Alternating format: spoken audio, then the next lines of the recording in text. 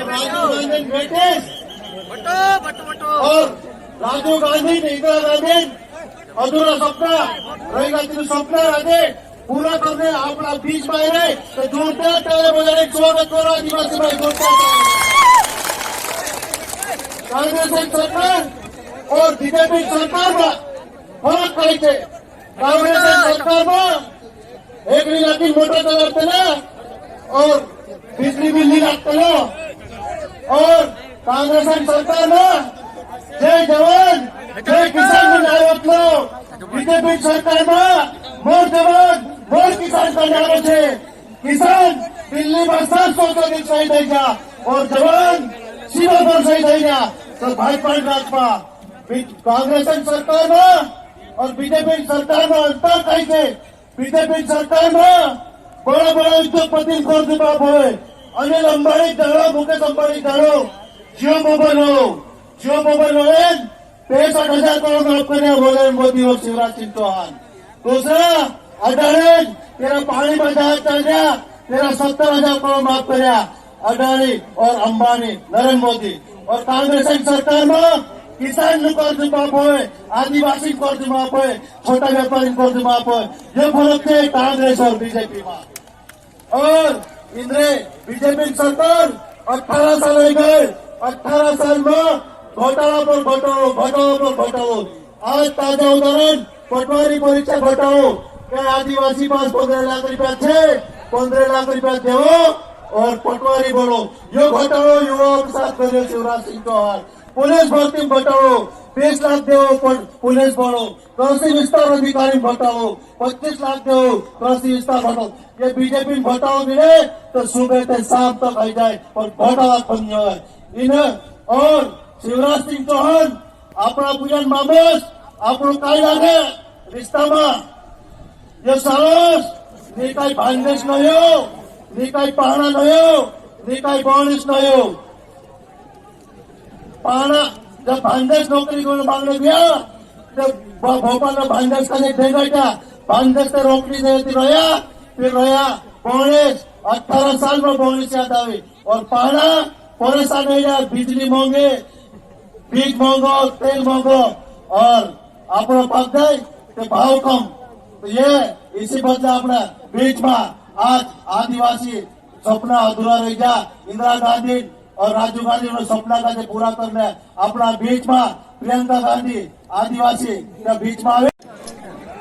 सबसे पहले तो बहनों और भाइयों आप सबको बहुत बहुत धन्यवाद कि इतनी धूप में आप खड़े हैं और दूर दूर से आप मेरी बातों को सुनने आए हैं।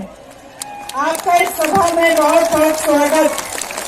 बताइए रोजगार मिला नहीं मिला है और कितने ऐसे नौजवान हैं जिन्होंने भर्ती की जो वो प्रतियोगिताएं हैं वो की है और पढ़ाई बीए एमए बीएससी एमएससी तक की है। जरा हाथ उठाओ।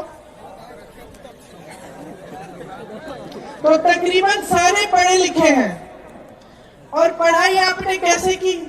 आपके माँ बाप ने मेहनत की आपको पढ़ाने लिखाने के लिए, आपकी फीस भरने के लिए खूब मेहनत करनी पड़ी। कुछ किसान होंगे कुछ नौकरियां कर रहे होंगे कहीं, सबने आपके लिए मेहनत की आपको आगे बढ़ाने के लिए। तो देखिए सबसे महत्वपूर्ण बात क्या है जो आज आपको समझनी है। आपकी जो बड़ी बड़ी समस्याएं हैं वो क्या है? सबसे पहले तो भयंकर बेरोजगारी है। आज सिर्फ प्रदेश में नहीं लेकिन देश में इतनी बेरोजगारी है कि 45 सालों से इतनी बेरोजगारी पूरे देश में नहीं रही है। तो सबसे पहले आपको ये समझना है कि जो आपकी सबसे बड़ी समस्याएं हैं मैं सोचती हूँ वो बेरोजगारी और महंगाई है। सही बोल रही हूँ? महंगाई है समस्या बड़ी, बेरोजगारी है। तो मैं चाहती हूँ कि थोड़ी चर्चा में इन दो समस्याओं के बारे में करूँ। तो बेरोजगारी की मैंने बात की। अब आप अपने प्रदेश में अगर देखेंगे तो तमाम सरकारी पद खाली पड़े हुए हैं। चाहे स्वास्थ्य व्यवस्था में देखें आप तो हर स्तर पर 90% से ज्यादा पद खाली पड़े हैं। अब आप सबने हाथ उठाया कि पढ़े लिखे हो, रोजगार के लायक हो, तो ये पद खाली क्यों पड़े हैं? ये सवाल उठाना जरूरी है कि सरकारी पद इतने खाली हैं, कहीं 90%, कहीं 80%, कहीं 75%। तो आज तक जब 18 सालों से भाजपा की सरकार चल रही है, तो ये पद भरे क्यों नहीं गए हैं? सबसे पहला सवाल तो ये है। दूसरा सवाल कि अगर आपको रोजगार मिल रहे हैं, नहीं मिल रहे हैं, तो इसकी वजह क्या है? क्योंकि ये ऐसी बात तो नहीं है कि कभी रोजगार नहीं मिले। एक जमाना था, शायद आपके दादों का जमाना, जहां लोगों को छोटे मोटे सरकारी रोजगार मिल जाते थे। कोई पीएन का काम करता था, कोई सरकारी किसी बड़ी कंपनी में काम ले लेता था। उसके बाद आस्ते आस्ते वो कमा के, मेहनत करके अपने बच्चों को पढ़ाता लिखाता, और उसके बच्चे आगे बढ़ के कोई और बड़ी नौकरी ले लेते। चुनाव के 2 महीने पहले चलो उसका दाम घटा दिया, 400 कर दिया। तो अगर 2 महीने पहले कर सकते थे, तो इतने सालों से क्यों नहीं किया? तो अगर महंगाई कम करना आपके हाथों में है, तो ये जो 18 सालों से आप सरकार चला रहे हैं, जिसमें महंगाई बढ़ती चली जा रही है, देश का किसान परेशान है, देश का मजदूर परेशान है, देश का दुकानदार परेशान है, आपने कुछ नहीं किया। अब चुनाव आ रहा है तो घोषणाओं पे घोषणा। और मैं देख रही थी कि इस सरकार ने 22,000 घोषणाएं की है। तो जरा बताइए मुझे, 22 इन्होंने पूरी की है? 22 भी नहीं की। तो ये हुई महंगाई और रोजगार की बात, कि जो रोजगार बनाने के माध्यम थे उनको इन्होंने खत्म कर डाला। खेती किसानी भी थी, एक जमाने में लोग खेती से कमा लेते थे। आजकल बेचारा किसान कमा नहीं पा रहा है खेती से, पलायन करके जा रहे हैं उसके बेटे। और जिनके बेटे जवान बनने के लिए तैयारी किए, खूब उन्होंने संघर्ष किया कि हमारी भर्ती हो जाएगी, उनके लिए ये स्कीम ले आए, अग्निवीर की स्कीम, कि 4 साल करो सेना में काम और फिर घर लौटा। तो आपको सोचने की जरूरत है कि ये सरकार आपके लिए कर क्या रही है। अब ये आदिवासियों का क्षेत्र है, आपका क्षेत्र है। मैं आपको बताना चाहती हूँ कि कुछ दिनों पहले मैं छत्तीसगढ़ में थी।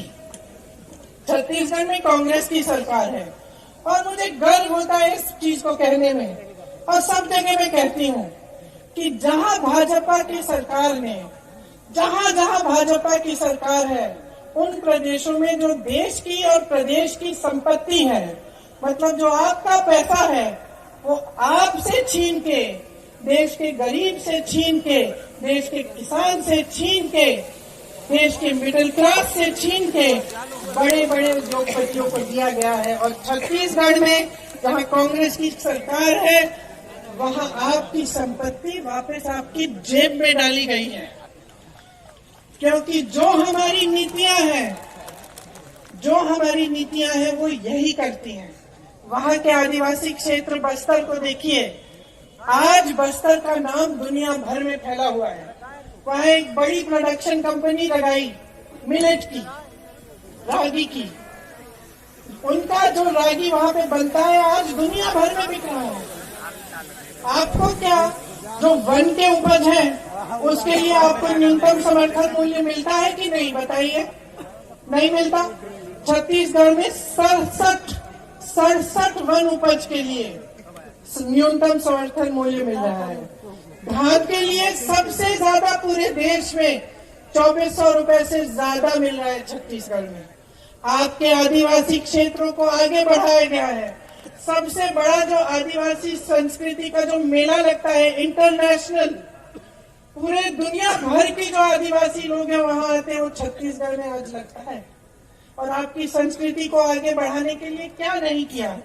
यहाँ आवारा पशु की आपके समस्या है कि नहीं है? खेत चलते हैं आवारा पशु।